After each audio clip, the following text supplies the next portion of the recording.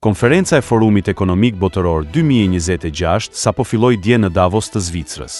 Kjo është e para në më shumë se 50 vite ku Klaus Schwab nuk është drejtori ekzekutiv i forumit. Por duke gjykuar nga klipet që kanë dalë në ditën e parë të konferencës, duket se nuk ka ndryshuar asgjë në Davos. Agenda është e qartë. Të gjithë pjesëmarrësit duken të vendosur të ndjekin paran dhe të kufizojnë mënyrën si ta shpenzosh. Po kërkojnë të ndërtojnë një burg digjital dhe të gjithë janë të fokusuar në kufizimin e lirisë së fjalës. Dhe bën sens kjo, kur shikon kush janë udhëheqësit e rinj në Forumin Ekonomik Botëror. I pari sigurisht është Larry Fink, drejtori ekzekutiv i kompanisë BlackRock. Por ajo që mendoj se është edhe më interesante në lidhje me emërimin e Larry Fink si drejtori i ri ekzekutiv i Forumit Ekonomik Botëror, është fakti se rreth 60 ditë para se të emërohej, ai botoi një artikull shumë interesant në Financial Times, titullohej: "Është koha për draftin e dytë të globalizimit." Kjo frazë më bëri vërtet të filloja t'i kushtoja vëmendje. Fink shkruan: "Në një model globalizimi më të harmonizuar në nivel kombëtar, tregjet i kanalizojnë kursimet e qytetarëve në bizneset dhe infrastrukturën lokale. Si do t'i kanalizojnë tregjet, kursimet e qytetarëve në infrastrukturën lokale? Prit një minutë, si marrin tregjet kursimet e qytetarëve?" Dhe të mendosh që artikulli doli në muri me pagesë të Financial Times. E hënë, 19 janar 2026, dita e parë e fjalimeve në Davos. Por konferenca në fakt ka filluar në heshtje më 8 janar. Çdo 2 ditë interneti na përgatitte paraprakisht për atë që do të flitej në Davos. Një video më tërhoqi më shumë vëmendjen, u publikua më 14 janar. Publikuan raportin e tyre global të riskut, duke folur për disa nga rreziqet më të mëdha në vitin 2026 dhe se po jetojmë në një botë të paqëndrueshme. Le të dëgjojmë nga disa persona brenda forumit se cilat do të jenë disa nga rreziqet më të mëdha me të cilat do të përballemi në vitin 2026. Përballja gjeoekonomike në fakt mbetet në krye. Pasohet nga dështimi dhe dezinformimi dhe më pas nga polarizimi shoqëror. Nuk mendoni se kjo që thon është e çuditshme dhe paraloge? Mund të themi se disa nga rreziqet më të mëdha në botë sot janë luftëra që po zhvillohen dhe fakti që disa monedha vendesh po shemben brenda natës.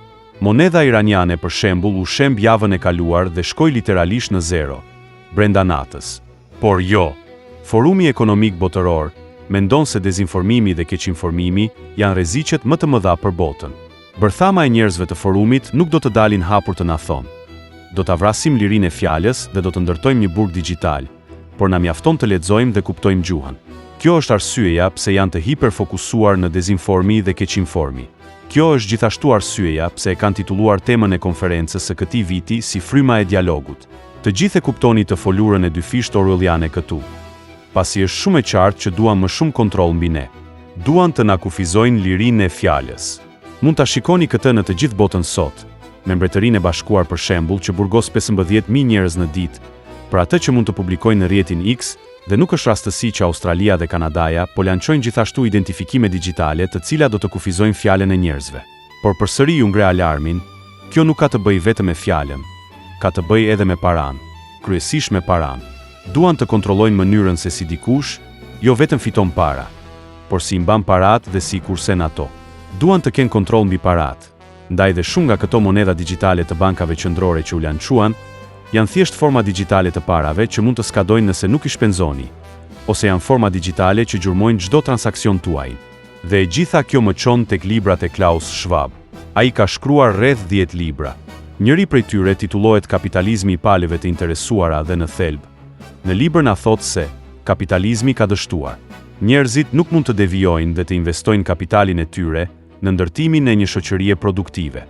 Kemi nevojë për qeverinë. Kemi nevojë për një version të ri të kapitalizmit, kapitalizmin e palëve të interesuara. Të gjithë e dim që ka 2 forma të mendimit ekonomik. Ose kemi kapitalizëm dhe kemi lirinë e fjalës, lirinë e transaksionit, kemi të drejtat e pronës, lirinë dhe individin që krijon pasuri. Ose kemi anën tjetër të mendimit ekonomik, komunizmin. Kemi kontroll të plot shtetëror nga lart poshtë. Shteti planifikon ekonominë. Nuk ka liri fjale dhe shkoni në burg në rast se vini në dyshim shtetin e plotfuqishëm. Në histori, popujt janë lëkundur në këtë lavjerës nga njëri skaj në tjetrin. Kanë kaluar nga liria në totalitarizëm, por shekulli 20 kanë nxjerrë në pa shembuj të shteteve komuniste të dështuara.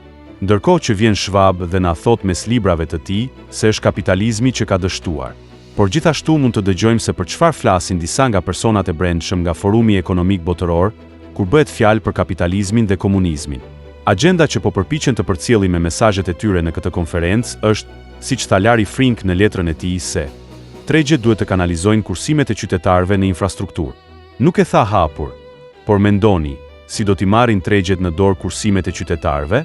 Dhe ju kujtoj se Larry Fink nuk është i vetmi globalist i fiksuar pas marrjes në dorë të parave tona private. Christine Lagarde, kreu i Bankës Qendrore Europiane, doli gjithashtu në qershor të vitit të kaluar. Në të njëjtin muaj me Larry Fink dhe botoi artikull sërish në Financial Times, ku Lagarde tha drejt për drejt se ekziston nevojë urgjente për të kanalizuar kursimet e qytetarëve në prioritetet e Bashkimit Evropian. Mendojeni këtë për një çast. Cili mund të jetë një prioritet i BE-s?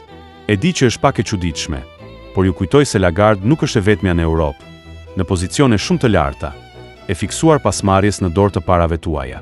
Po ju citoj gjermanen e korruptuar Ursula von der Leyen. Ajo ka aluduar shumë herë me faktin se dëshiron të mobilizojë kapitalin privat. Përsëri, të gjitha narrativat që vijnë nga Europa dhe qeveritë perëndimore janë të gjitha të njëjta, shablon. Të gjitha flasin për të njëjtën gjë, për më shumë kontroll mbi paratë tuaja dhe kufizime mbi atë që mund të thoni në internet.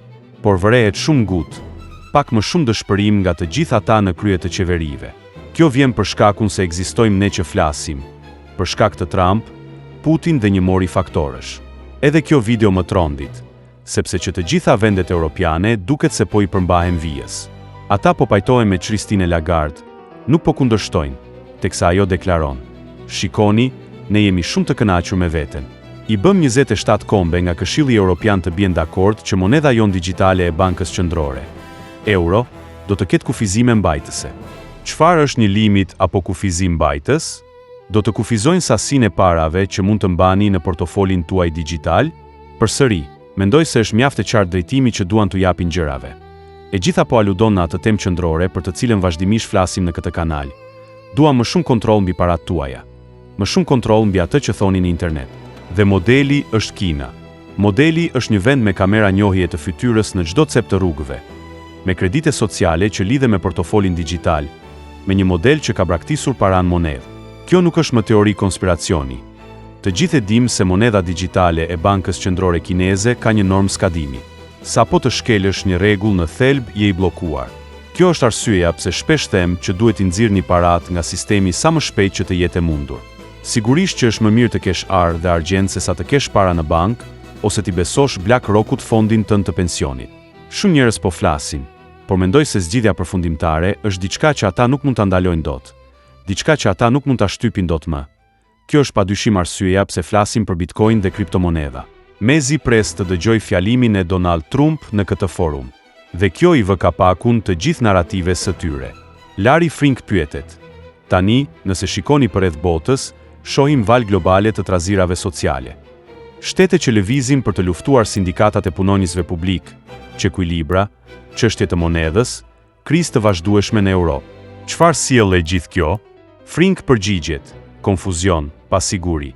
Tregjeve nuk u pëlqen pasiguria. Tregjeve u pëlqen qeveritë totalitare ku di në parim çfarë ekziston dhe padyshim që i gjithë dimensioni po ndryshon tani më. Siç thatë edhe ju, kemi demokratizim të vendeve dhe demokracive. Por siç e dim janë Shtetet e Bashkuara. Kemi mendime që ndryshojnë para dhe mbrapa atje. E dëgjuat çfarë tha? Tregjet preferojnë qeveritë totalitare. Ky po bërtet hapur.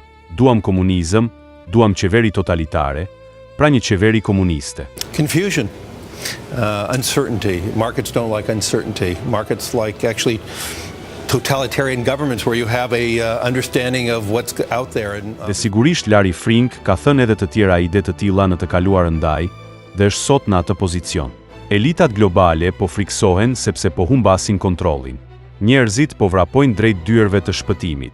Njerëzit po blejnë argjend, Bitcoin, kriptomonedha, sepse e din se këto janë format e vetme të parave që globalistët në Davos nuk mund t'i kontrollojnë. Dhe përsëri, kushtojini shumë vëmendje kësaj jave agjendës së vitit 2026. E gjithë çështja është kontrolli. Kjo është e gjitha. Mast Channel. Please subscribe.